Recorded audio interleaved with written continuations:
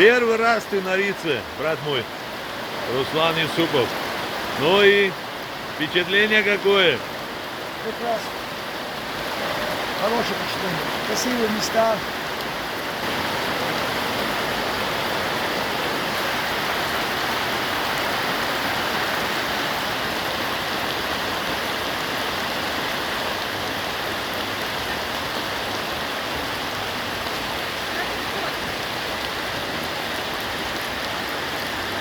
Такой Рицу я еще не видел.